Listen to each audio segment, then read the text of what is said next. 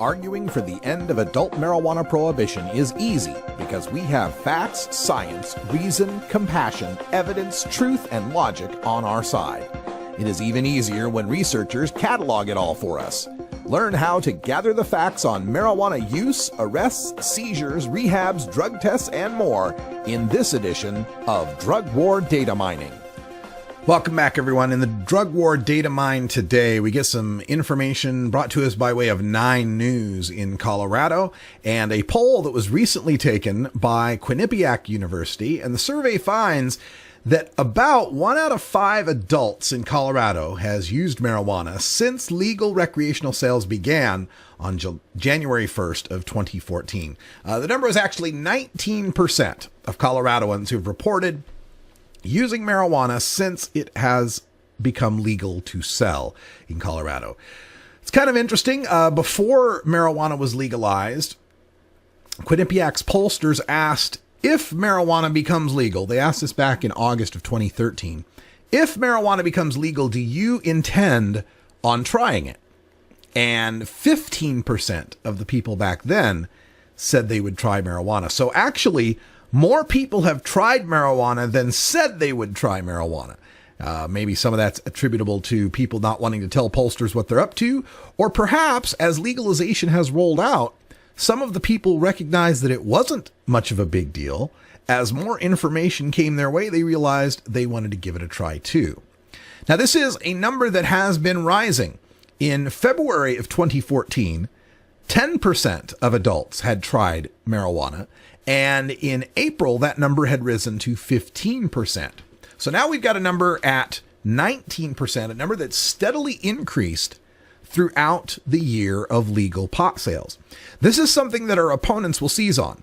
They will say, oh my God, we legalized pot and now use has gone up. And I think it's time for us as a legalization movement to get in front of that. For the longest time, as we've proposed marijuana legalization, we've said, well, everybody that's using pot, that wants to use pot is, and pot legalization isn't going to change who really uses pot that much. And I think we're beginning to find that that's not entirely the case. There are some people out there who would like to use pot, but do not because it is illegal. And once you make it legal, and once they have better access to it, more of them are wanting to use. I think the important part for us as reformers is to focus on who are these people that are now using legal marijuana. And I think we'll find as we start doing demographic surveys that the average age of the pot smoker is rising in Colorado. We've already seen indications that seniors, people over the age of 50, are the fastest growing demographic for marijuana use on a monthly basis, rising from less than 1 million to over 3 million in the 10-year period between 2002 and 2012. Where there used to be 1 older toker for every 2 teenage tokers, there's now 3 older tokers for every 2 teenage tokers. It's also important that we emphasize the fact that marijuana legalization hasn't changed youth use much, at least that we can confirm absolutely. There is some conflicting data on the youth use. The Colorado Healthy Kids Survey showed that there was a decline from 24.8% to just 20% of youth that were using on a monthly basis. But the National Survey on Drug Use and Health saw an increase on kids that were using on a monthly basis. We still have yet to see what's happening there, but it's also important for us not to try to gauge whether or not marijuana ought to be legalized on whether or not more kids are using it. Certainly, alcohol being legal means more kids use it than if it were prohibited, but nobody is suggesting that we prohibit alcohol. And speaking of alcohol, according to the same Quinnipiac poll, 64% of adult Coloradoans indicate that they're using alcohol on a monthly basis, and 30% of adult Coloradoans are indicating that they're using tobacco on a regular basis. So still, marijuana is below the use of alcohol and tobacco in Colorado.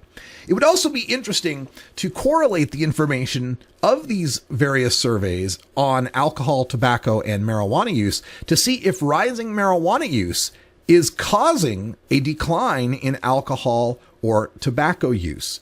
We might be able to find a correlation, but is there a causal relationship there? Are people now able to choose legal marijuana, deciding not to choose legal alcohol or tobacco as often? Is there some sort of substitution effect?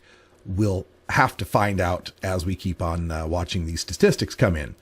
And to me, the best statistic in this survey from Quinnipiac University is the approval of marijuana legalization. 58% of Coloradoans say they support their legalization law.